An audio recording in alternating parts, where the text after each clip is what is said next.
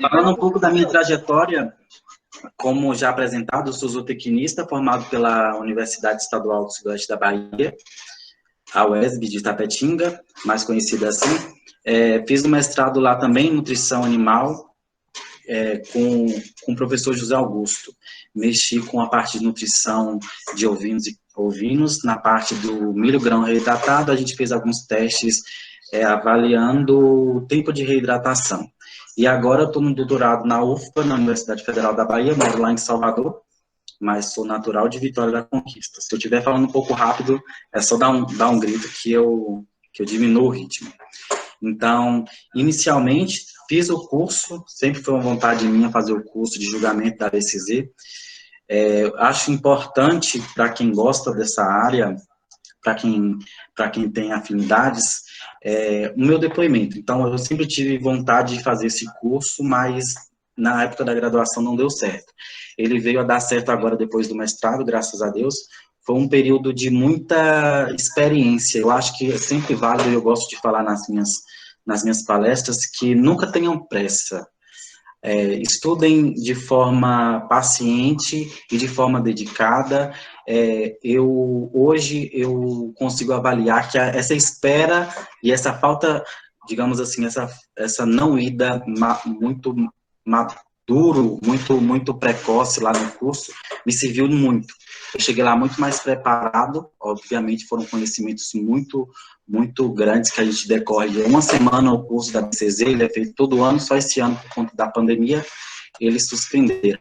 Mas explicando mais ou menos como acontece o curso, ele acontece em uma semana, você conhece, os professores te falam um pouco de melhoramento genético, falam um pouco de padrão racial de cada zebu, e aí mostra qual é a proposta de cada raça para a gente tem isso lá em Uberaba.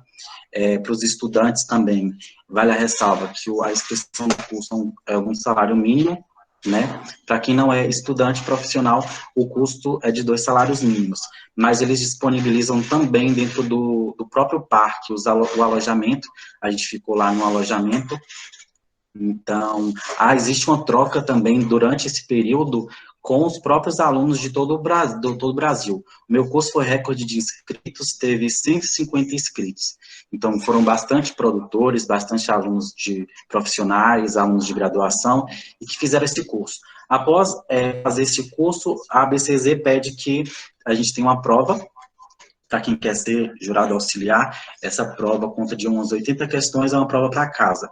A gente recebe o material de normas e de critérios de seleção, algumas coisas assim. É uma prova de consulta mesmo, são 80 questões e você precisa tirar a pontuação acima de 80. Assim que você tira essa pontuação acima de 80, você então entrega algumas documentações e você ganha a carteirinha de jurado auxiliar.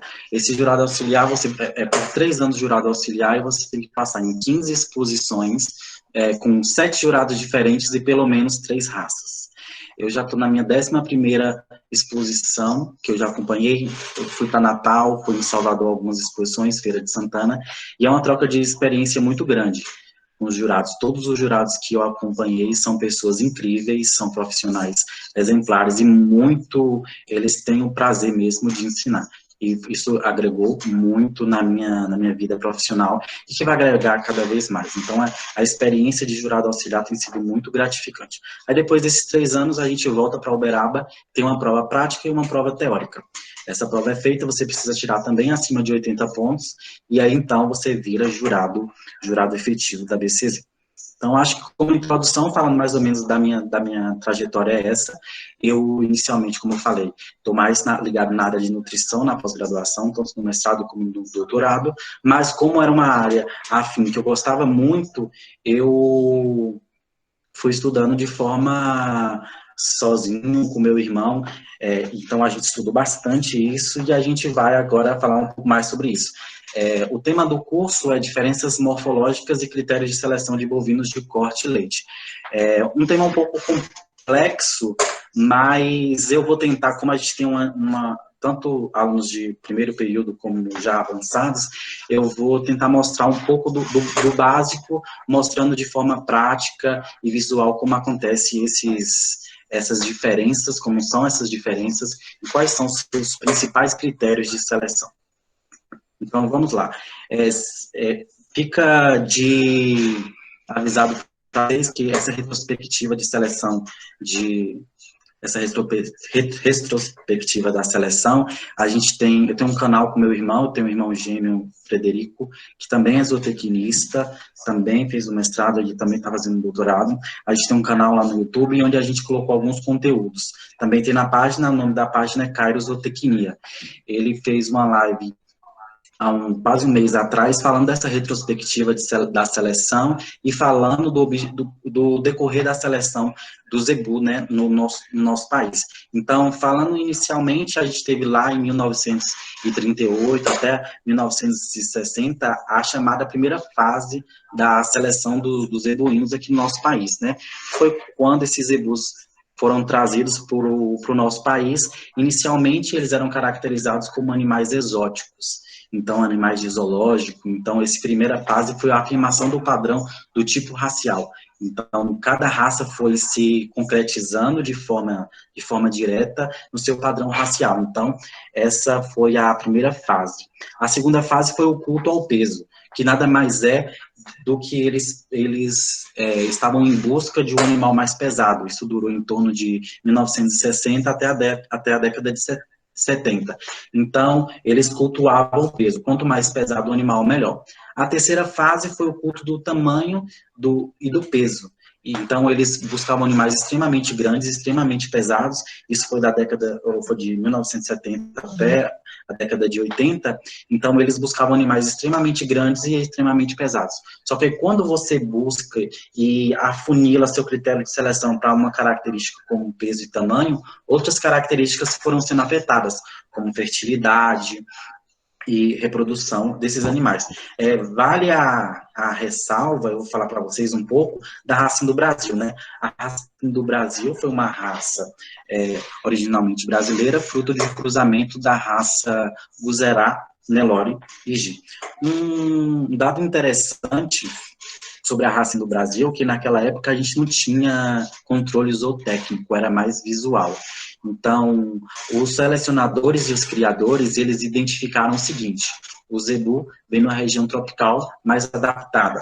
Enquanto o gado europeu, quando veio trazido para o nosso país, ele sofreu muito com as questões climáticas, questões de carrapato, questões da pastagem que era utilizada. Então, o que aconteceu?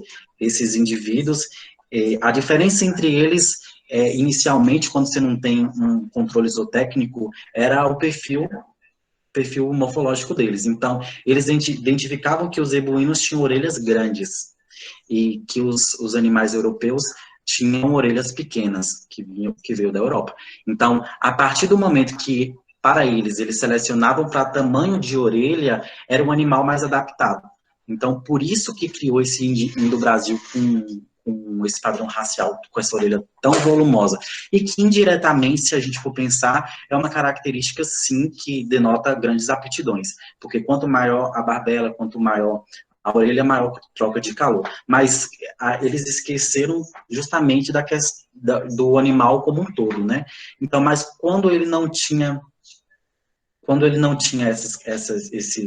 esses dados, eles pegaram isso como um critério de seleção. Ou seja, quanto maior a orelha, mais adaptado ao animal. Então, a gente tem a raça no Brasil, que foi uma raça muito criada lá na fase 3. Então, quando a gente fala da fase 4, a gente que foi no início da década de 90, ele já começou a se preocupar com a questão da eficiência desses animais. O padrão racial nessa fase já é deixado um pouco de lado, então a busca pela eficiência e pelo equilíbrio já começou a ser notada.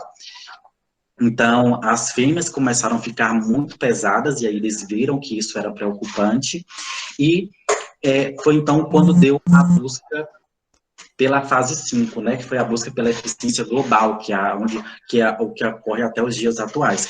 A gente busca animais extremamente harmônicos no quesito tanto racial como de questões de custo, questões econômicas. Então, assim, vários pontos, várias características foram agregadas justamente para tentar buscar diferenças de cada raça, a cada raça com a sua proposta específica, mas levando em consideração a questão de custo mesmo e de eficiência global desses indivíduos.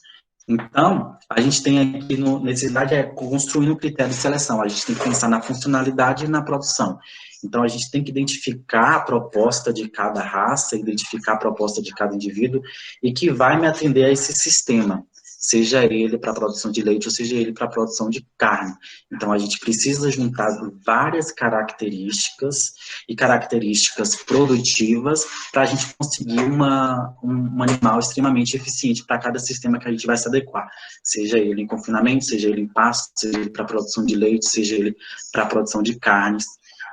Então, a gente tem aqui a diferença entre o zebu e os animais taurinos, né? O zebu, a gente vem lá daquela faixa tropical, são animais extremamente resistentes, a gente pode perceber como características a presença de barbela, orelhas um pouco maiores, a presença também do cupim avantajado, que denotam características que são características adaptativas, que são características que dão a ele rusticidade. A gente sabe que o acúmulo de gordura do cupim denota, naquela época, quando os indivíduos sofriam estresse nutricional, eles retiravam do seu corpo essa exigência que a eles faltavam, e questões de bastante barbela, bastante orelha, justamente para questões adaptativas de adaptação ao calor. E os animais taurinos são os animais mais resistentes, mais eficientes e mais produtivos. Mas quando a gente traz eles para o nosso país, a gente sofre muito com as questões climáticas, mas sem dúvida são animais que possuem muito mais tempo de seleção. Por isso que o holandês hoje é o maior produtor, a raça maior produtora de leite, e por isso que as raças europeias para corte também são muito eficientes. Mas aí quando a gente traz esses indivíduos para o nosso país, a gente já começa a sofrer. Né? Então, os cruzamentos, eles são utilizados justamente com o intuito de agregar valor tanto à sua progenie, tanto com a heterose, como com a rusticidade desses indivíduos. E aí, seja ele para a produção de leite ou para a produção de carne, a gente vai ter zebuínos todos também para a produção de carne, também para a produção de leite. A exemplo aqui em cima, a raça Tabapuã e o Angus para a produção de carne, e a raça de leiteiro e a raça holandesa para a produção de leite. Então, agora falando um pouco sobre as raças bovinas, a gente tem os zebuínos de corte. Aí, pessoalmente, eu ainda brinco e peço a ajuda do público para a gente ir diferenciando as raças e os padrões raciais. Mas a gente tem aí a raça da Papuã em primeiro, a raça Nelore, aí temos a raça Brahma, a raça do Brasil, aí a gente tem a raça Brahma, o Brahma vermelho, e o Nelore mocho. Percebam que as características de cupim, a característica de barbelas, elas se repetem em todos os zebuínos, justamente por conta de sua vinda e da sua origem. A gente tem ainda aqui a raça Cangaiã, a raça Nelore pintado, que tem variações de pelagem. A gente tem mais um reprodutor da raça Tabapuã, e a gente tem um reprodutor da raça Nelore, da raça Cindy e um da raça G. Esses três de baixo denotam 3 raças de dupla aptidão.